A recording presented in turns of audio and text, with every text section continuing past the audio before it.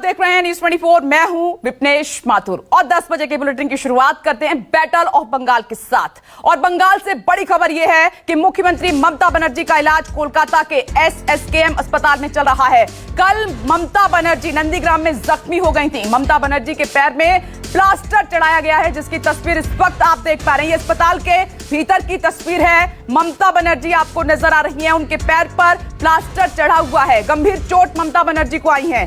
तस्वीरें सामने आने के बाद आप देख रहे हैं कि माहौल और ज्यादा गर्मा गया है और इस मामले पर इलेक्शन कमीशन ने इस मामले पर आज शाम 5 बजे तक रिपोर्ट तलब की है, रिपोर्ट मांगी है। आपको यह भी बता दें कि ममता बनर्जी ने दावा किया है कि कल शाम जब वो नंदीग्राम में प्रचार कर रही थी, उसी वक्त उन पर कुछ अज्ञात लोगों ने हमला किया था और जिससे उनके पैर में चोट आई है। रात में भी उन्हें सड़क से कोलकाता लाया गया है। रुकने का प्लान था, लेकिन चोट लगने की वजह से वो रुक नहीं पाई और उसके बाद एसएसकेएम अस्पताल में उनको भर्ती कराया गया। और टीएमसी के कुछ नेता इशारों में इसके पीछे बीजेपी को जिम्मेदार ठहरा रहे हैं, तो वहीं विपक्ष इस घटना पर ही सवाल उठा रहा है। ममता बनर्जी से मिलने राज्यपाल जगदीप धनखड़ भी पहुंचे थे और डॉक्टर की एक बड़ी टीम लगातार ममता बनर्जी पर नजर बनाए हुए है। और एक और बड़ी खबर इसी से जुड़ी हुई, ममता बनर्जी ने भले ही खुद पर हमला होने का आरोप लगाया है, लेकिन बीजेपी के नेता उनके दावों पर ही सवाल उठा रहे हैं। सुनिए। कर रहा था। हाँ। कोई पुलिस नहीं था, एक भी पुलिस नहीं था। हाँ। तो हमारा पुलिस दीदी पाए चोटटा কিভাবে লাগলো? 4-5 आदमी ने। हाँ। मैं गाड़ी का इधर में खड़ा होकर रोक कर रहा था। हाँ। 4-5 आदमी ने मेरे को गाड़ी पूरा बंद कर दिया। हाँ। और पाँव हमको पूरा चोट हो गया। देखो कितना पुल। कहाँ आपको चोट लगी है दीदी? पूरा पुल गया। ओके। दीदी क्या कलकत्ता वापस जाएंगे? अभी जा रहे हैं। पब्लिक बहुत थे, पब्लिक का बात नहीं है। 4-5 किया। 4-5 और कहाँ का चोट लगा आपको? कहाँ का चोट लगा? पैर में? पैर में पूरा वो फूल गया पूरा। हाँ। दीदी तो बांग्ला बोल रहे हैं। दीदी किसी की साजिश है, किसी की साजिश है दीदी। साजिश है किसी की? लोकल पुलिस कोई नहीं था। लोकल पुलिस से कोई नहीं था। एसपी भी नहीं था, लोकल पुलिस कोई नहीं था। हाँ। हाँ। पूरा दिन दीदी किसी ने जानबूझकर किया ये। शिकायत करेंगे चुनाव आयोग में दीदी?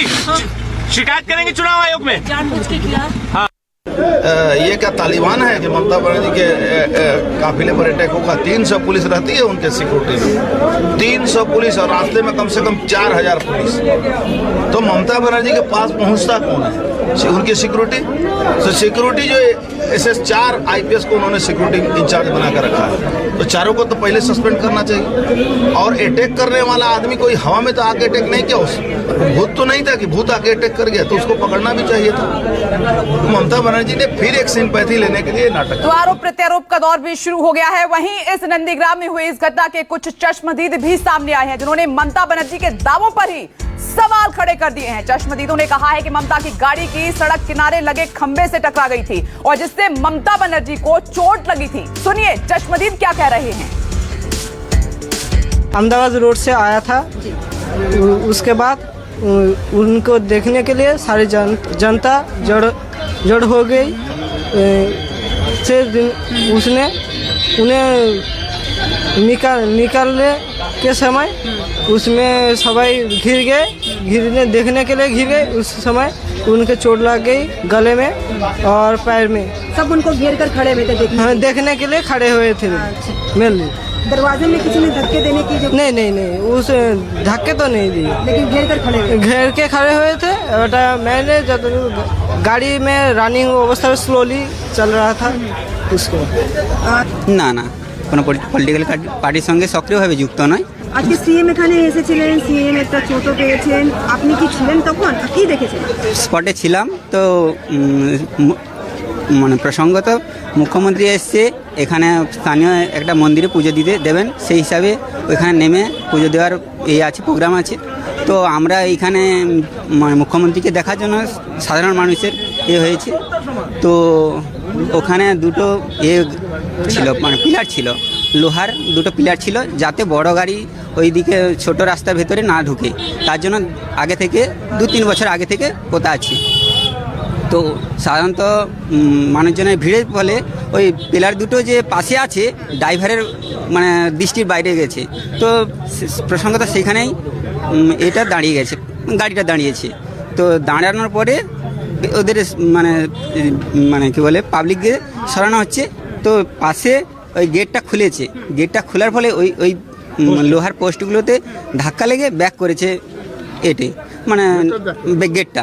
তো গেটটা ব্যাক করে ওনার গায়ে ওই যে বেরোবার জন্য এ করছিল, প্রস্তুতি নিয়েছিল। তো পাটা বেরিয়েছে, পাতে নিচটা লেগেছে আর উপরটা ব্যাক করে এই হাঁটে দিয়ে রেখেছে, কালপাটি লেগেছে। আমি কোনো পলিটিক্যাল পার্টি করি না। আপনার নাম? আমার নাম পশুপতি প্রধান। কি দেখেছিলেন যখন সিএম এখানে এসেছিল? আপনি কি এখানে ছিলেন তখন? আমি তখনই ছিলাম, উনি গাড়ি থেকে উঠতে নামতে গিয়ে হঠাৎ ওই কভারটা ঠেলতে গিয়ে উঁচু খালাতে পা দিয়ে হঠাৎ লেগেছে, যার ফলে কোনো শত্রুপক্ষ ওনাকে আঘাত দেয় না, যার ফলে উনি ভালোভাবে চলে গেছে। কোনো তখন ভিড় ছিল ওখানে, লোক যে ভিড় থাকলেও কেউ আঘাত দেয় না। আচ্ছা, উনি ভালোভাবে চলে গেছে, এর বেশি আমার কোনো কাছে বক্তব্য আমি ফিল্ডে ছিলাম।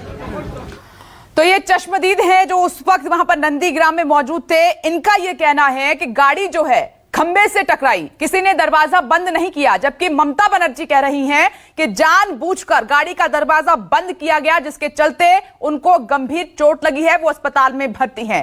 मेहमान हमारे साथ जुड़ गए हैं, बीजेपी स्पोक्स पर्सन शिशिर बाजोरिया जी हमारे साथ मौजूद हैं और टीएमसी से शुभंकर भट्टाचार्य जी हमारे साथ जुड़ गए हैं। आपका स्वागत है।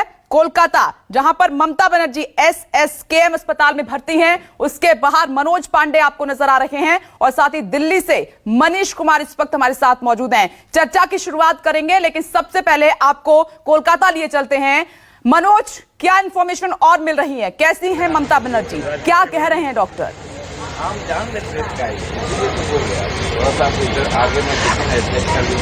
जी देखिए, हम इस समय मौजूद हैं, आपको SSKM हॉस्पिटल दिखाएंगे और दीदी को कल देर रात में यहीं पे लाया गया है। ये वुडवर्ड जो ब्लॉक है, इसी में कैमरामैन पर्सन विप्लव को बोलेंगे कि दिखाने के लिए। देखिए, यहीं पे दीदी भर्ती है और कह सकते हैं कि जो दीदी के पैर में चोट लगी है, दीदी के कंधे में चोट आई है।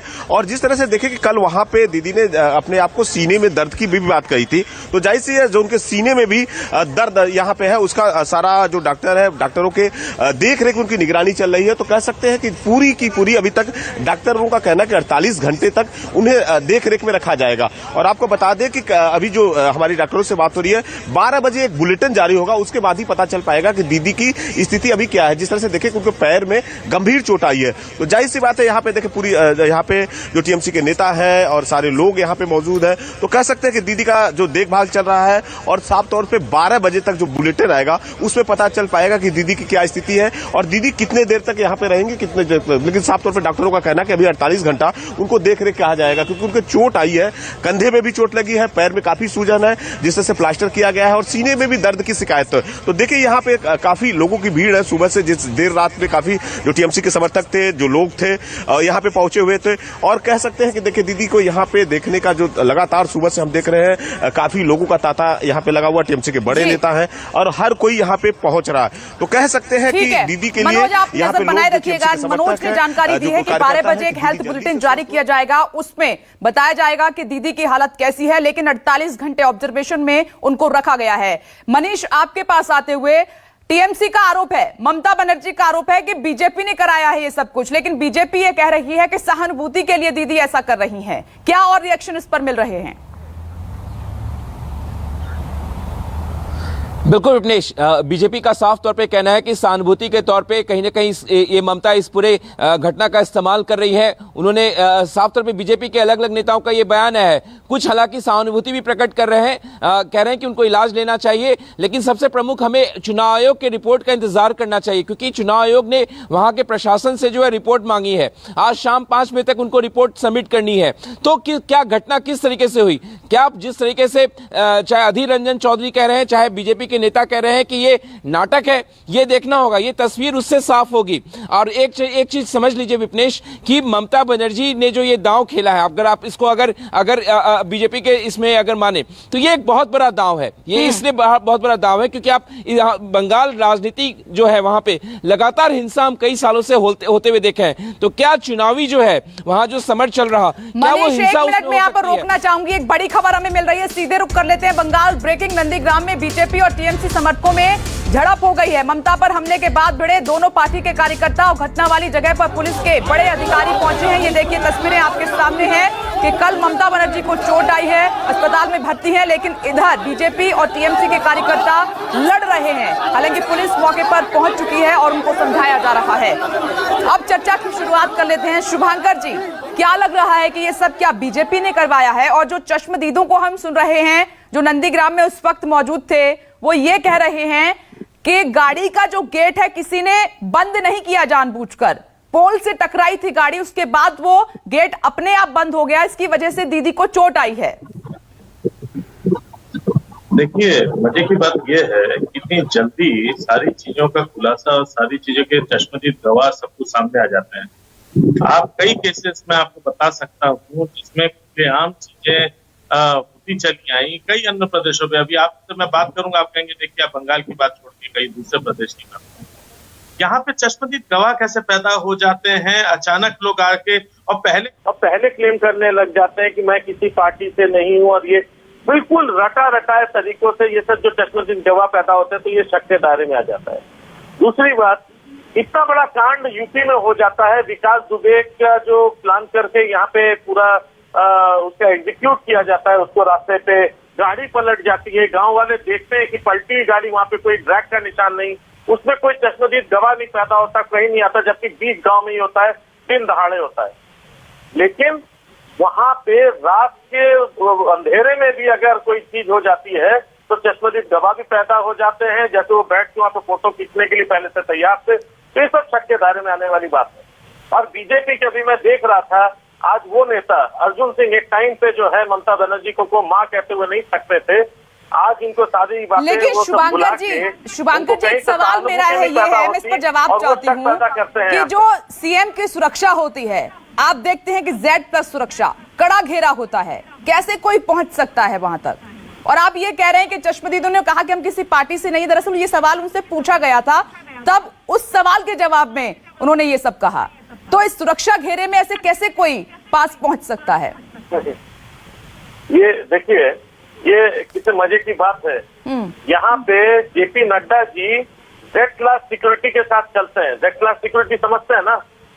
Z+ सिक्योरिटी के साथ चलते हैं। उनके गाड़ी पर पत्थर से वो हमला होता है तो सारा वो पूरा टीएमसी के ऊपर डाल देते हैं, तब कोई नहीं पूछता कि Z+ सिक्योरिटी कहाँ गई। ममता बनर्जी को Z+ और Y+ सिक्योरिटी नहीं मिली हुई है, प्लीज देखिए।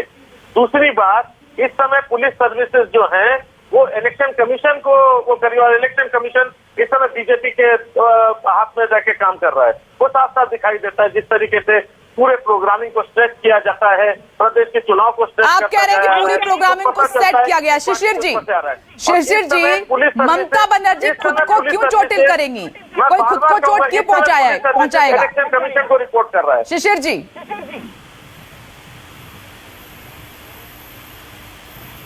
कर दूं, बट उसके पहले मैं कामना करता हूं कि हमारी मुख्यमंत्री महोदय, माफ करिएगा आवाज नहीं आ रही, हेलो, स्वस्थ हो। शिशिर जी का थोड़ा सा ऑडियो लेवल बढ़ाया जाए। मेरा आवाज आ रहा है? जी बोलिए शिशिर जी। मेरी आवाज आ रही है? बोलिए बोलिए। सबसे पहले मैं अपने मुख्यमंत्री महोदया के स्वस्थ होने की कामना करता हूं कि वो जल्द से जल्द स्वस्थ हो और वापस चुनावी दंगल में आए। 2-3 बिंदु सबको देखना चाहिए। एक तो हमारे भाई या तो जानकार नहीं है या जानबूझ के गलत बयान दे रहे हैं। मुख्यमंत्री Z+ सिक्योरिटी के हकदार हैं और वही उनका सिक्योरिटी घेरा है। मुख्यमंत्री जब चलती हैं तो उनके चारों तरफ स्टेट के कमांडो चलते हैं, उसमें उनका जो सुरक्षा घेरा है उसमें एक परिंदा पर नहीं मार सकता है, गाड़ी के बगल में कोई आ नहीं सकता है, गाड़ी का दरवाजा खुल नहीं सकता। और दूसरा, अब ये सब छोड़िए, ये तो तदंत होगा, मगर मैं एक चीज पूछता हूँ, जब ये घटना हो गया तो वहां से बगल के दुकान से बर्फ लाया गया, लोग बर्फ लगा रहे हैं, क्या मजाक हो रहा है? हमारे मुख्यमंत्री हैं प्रदेश के, वो एम्बुलेंस कहाँ था जो उनके काफिले में रहना था?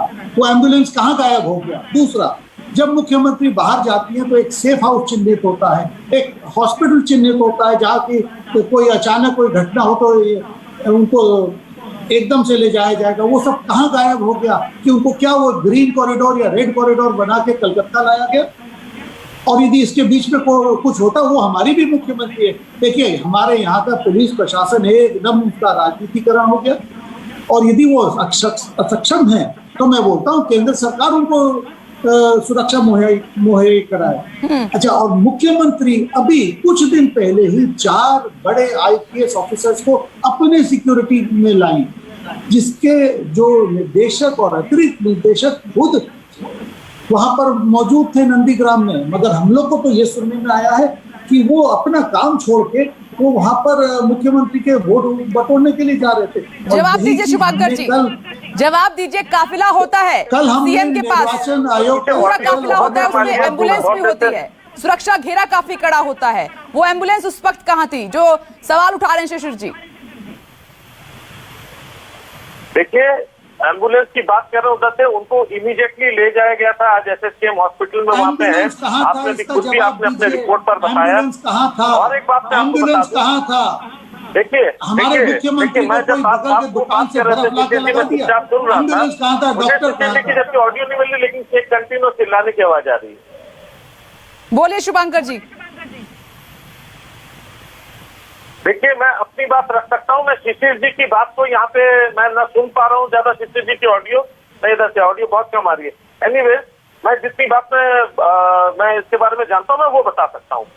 वहां से एम्बुलेंस क्या ले गया क्या नहीं ले गया, वहां पे क्या स्थिति थी, अभी तक मेरे पास कोई जानकारी नहीं है, तो मैं उसके ऊपर बहुत विशेष तौर पर तो नहीं कह सकता, लेकिन इतना कह सकता हूँ कि इमीडिएटली SSKM हॉस्पिटल ले जाने की खबरें मैं आपके भी चैनल पर देख रहा हूँ, तमाम चैनलों पर देख रहा हूँ। जो चिन्हित अस्पताल क्या हो गया, चिन्हित देखिए ये दिक्कत है, ये सबसे बड़ी दिक्कत है। मैं कहता हूँ आप लोग बुलाते क्यों हम लोग को एक एक करके, इसको ये क्यों नहीं करते? एक एक करके, ठीक है, नाराज अगर कोई बात नहीं होती है तो सिर्फ ठीक है, नाराजगी को दूर करते हैं। शुभांकर जी अपनी बात रखिए, प्लीज मत बुलाया करें, मैं आपसे दरख्वास्त करता हूँ। ठीक है, मैंने बोल दिया है शिशिर जी को, आप अपनी बात रखिए, प्लीज बात रखिए। शिशिर जी एक एक करके बात करते हैं। डरती है हकीकत दिखाने से, इसी वजह से डरती है, क्योंकि डर इसलिए पैदा कर चुके कि आप लोग को पता होता है कल के दिन में आपका चैनल बंद करा के आपको रास्ते पे खड़ा कर सकते हैं ये लोग, और इसी डर से कभी सच्चाई नहीं सामने आ सकती है।